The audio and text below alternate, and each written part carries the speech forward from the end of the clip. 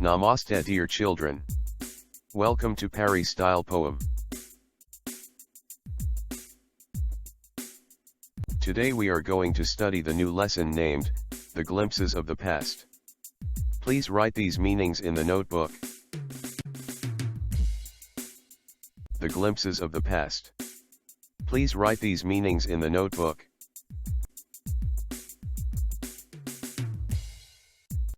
Please write these meanings in the notebook.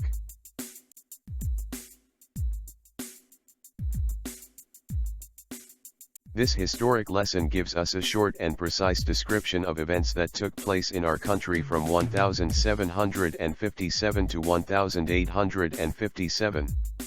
It enlists incidents through dialogues how the First War of Independence fought and what were the reasons. It provides a glimpse of how the British East India Company expanded its power in India and exploited Indians, how they robbed landlords and farmers of their land, created situations that led to famines and pushed patriots to launch widespread massacres. First box bubble, the martyrs. The scene represents a function that took place in Delhi.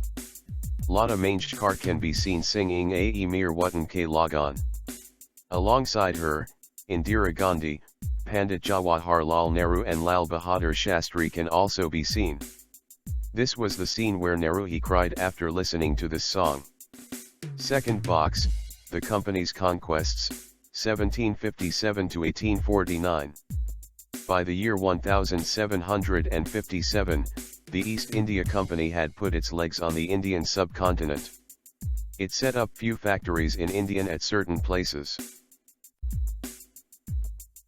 Though the start was so small, its expanse was not guessed by anyone. Slowly and gradually, they began expanding and extending their dominance in India because of their superior weapons and disturbed circumstances among the Indian rulers. Many Indian rulers were short-sighted. They could not guess the motive of the East India Company. Unknowingly they took help of the British and showed them their weakness, which was uncashed by the British later on. But there were few rulers like Tipu Sultan who could see the long-term consequences and ignored the temporary profits. He opposed them from entering into his territory. The British adopted the divide and rule policy. But this policy was out of the reach for the ruler and the subjects. There were two views among the common people for British rule. Few thought it was good as there was peace, no wars, no looting, etc. Whereas there were few others who thought vice versa. They had this belief that even though some princes were cruel, they were of their land only. The British are foreigners. The other set of people were not ready to accept that they were the slaves of the outsiders. Third box bubble, British rule, 1765–1836. At last started the British rule, which continued till 200 years. During these years there was a rise of myths and taboos like untouchability, child marriage, inferiority of women, etc. This was considered by the British as old customs of Indians and they started despising them. Indian religious leaders were favoring untouchability, which created a big gap in the society which worked as a cash cow for the British. There is a great irony in a bubble where an Indian is agreeing with the British, telling that Indian of that time were not so trustworthy, and in the second dialogue he tell that they could trust him, though he was also an Indian. In the same box, women inferiority is also described. The belief of not crossing the ocean also took its root in the Indian society. This was so embarrassing that many Indians lost self-respect. The British put oil in fire by instigating the king against their own subjects. Being mercantile in nature, they found many ways of earning money.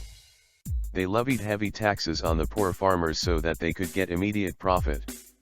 Even after the seizing of the land of the Indians, they threatened them to imprison for not clearing the arrears.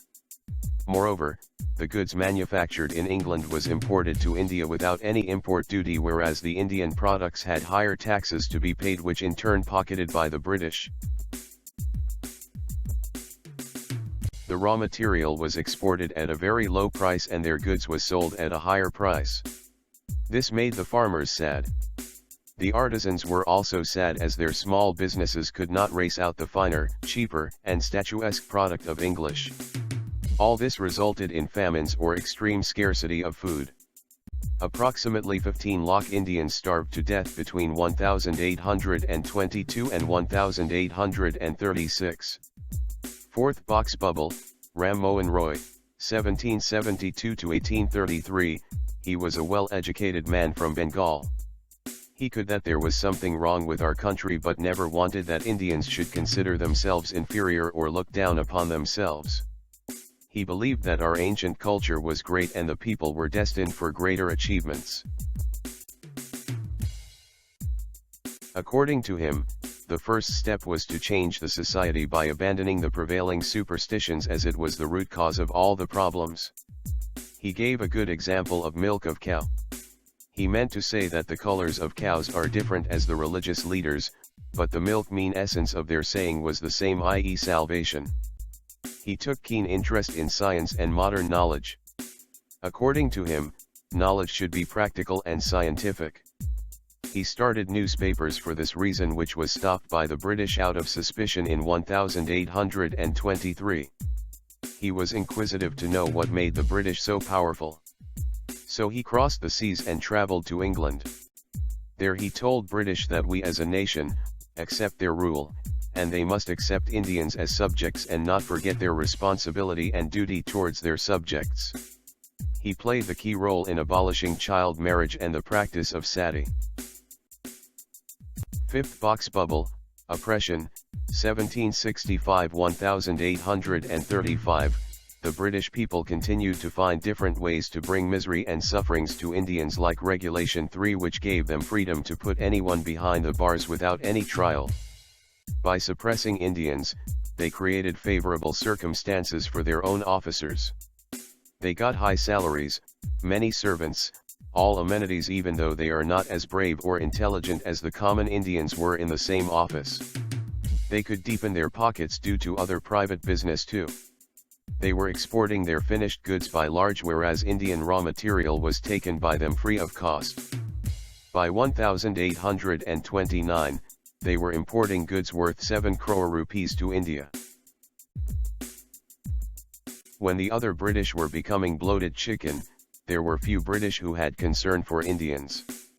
Governor-General Bentinck had conveyed to Britain that the bones of cotton weavers are bleaching the plains of India to highlight the plights and misery of the traditional cotton weavers in India. The cotton weavers were forced to starve because of the cotton mills set up by the British. The cloth was cheaper and durable as it was machine-made. This made the Indian cotton industry collapse. Sixth box bubble, dissatisfaction, 1835–56. The poor condition of Indians was clearly seen by many learned Indians, and they started raising voices against them. Earlier all the teaching was in Persian and Sanskrit. In 1835, a British officer named Macaulay suggested that they must be taught in English. Sixth box bubble, it is about dissatisfaction, 1835–56. Earlier all the teachings were in either Persian or Sanskrit.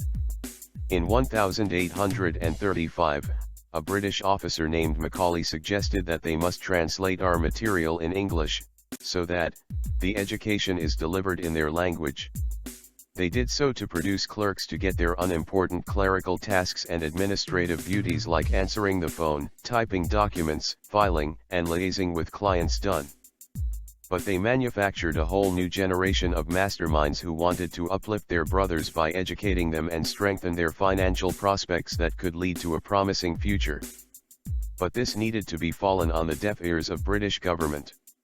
By this time, our kings had become mere puppets in the hands of the British. They had lost their old jobs and land.